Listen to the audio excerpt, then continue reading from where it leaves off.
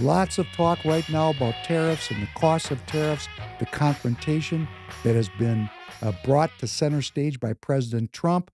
President Trump is allegedly taking on the whole world on trade, and in fact, that is what he's doing. But he's really focused on one entity, and that one entity is China. China. China is now the anchor of the free trade paradigm. It was we the people. You know, free trade, that was a U.S. idea. That was an idea that the United States introduced into the world in 1946. Free trade. Of course, we've learned here in the United States that free trade is not free. There's a cost to it. And there is a cost to this confrontation that we, the people, have to commit to paying.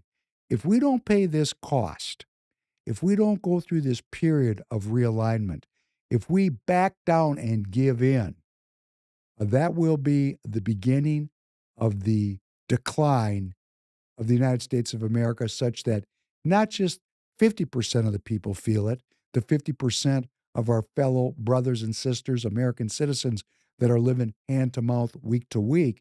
No, we're all going to feel it, except that top 1% who have taken all the gains, all the profits, and socialized these losses of free trade.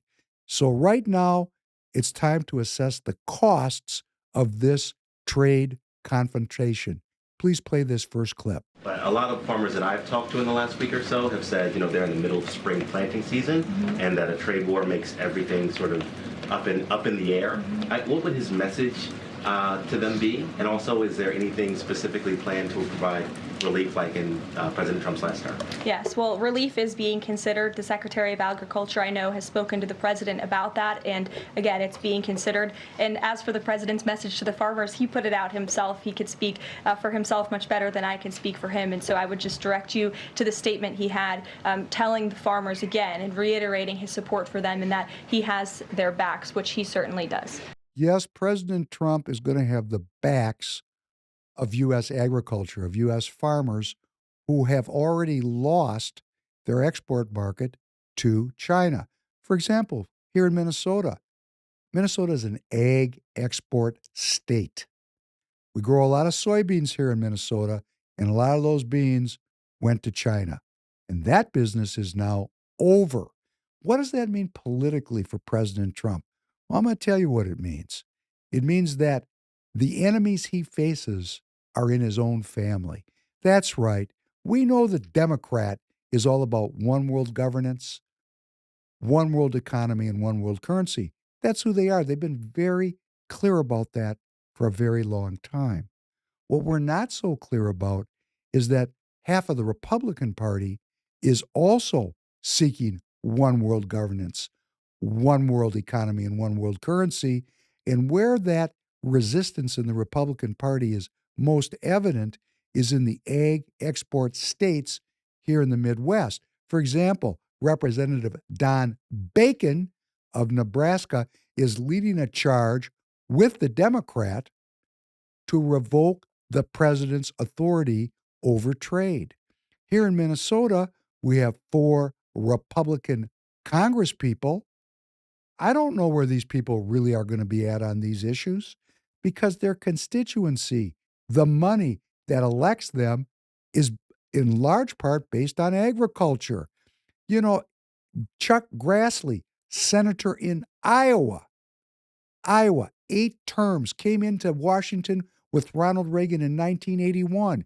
He's introduced legislation to revoke the president's authority over trade. Yes, we got a lot of people that are more than willing to give up American sovereignty, American prosperity, American peace to serve the interests of a very small group of very wealthy people who are the primary beneficiaries of international free trade. Let's listen to the next clip. I think that right now we are at a decision-making point and very close to a recession. And I'm worried about something worse than a recession. if this isn't handled well. A recession is 2 negative quarters of GDP, and whether it goes slightly there, we always have those things. We have something that's much more profound. We have a breaking down of the monetary order. We are going to change the monetary order because we cannot spend the amounts of money, so we have that problem.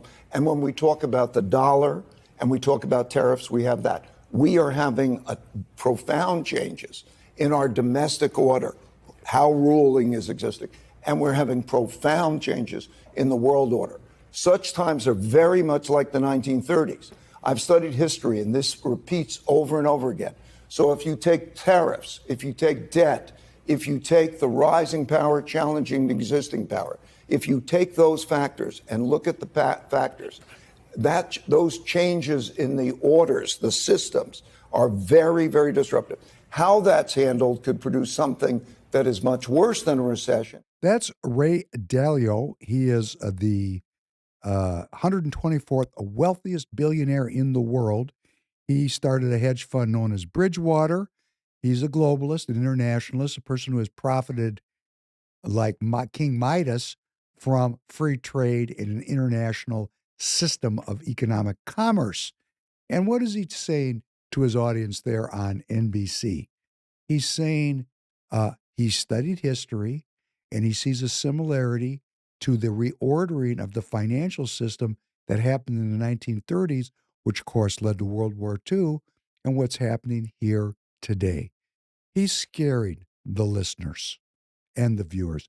And that is his intent because he wants to back President Trump away from reordering the global economic system. And why?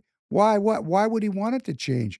He's the primary beneficiary, not me, not you. I mean, we're just inventory to these people. He wants to make sure that all the profit keeps flowing uphill and all the problems keep falling down upon the citizens of this great country. And President Trump is standing in the breach. President Trump is not looking to have World War III. President Trump is not looking to destabilize anyone here in this country. President Trump looks down that long road and he sees where this free trade system is taking the American people. So all he's doing is trying to renegotiate the terms of a deal that were put in place in 1946, right after the last war, Great War, after World War II. And look at the resistance he's facing. Look at the resistance he's facing. It's tremendous. What can we do as citizens? Well, I'll tell you what I'm doing. I'm involved in politics here in Minnesota. I'm involved in changing the party politics of the Minnesota GOP, where we have a globalist core of operators who control everything that happens in Minnesota Republican politics. They are about one world governance, one world economy, and one world currency. And the only reason we're going to get through this together as a country, the only way we're going to do it, in my opinion, is if we as a people take this moment seriously and go into politics. Good people, good citizens, faithful people, go into your local party. You don't have to tell them you're a Trump supporter. You don't have to fight with people. Get a place in the game. Get into the game. Take a role. Don't let them know who you are and just vote and determine in your study who are the candidates that are emerging in your state that support America as a sovereign nation. You'll be able to recognize them. Hey, you're here. You're listening. You know what's going on.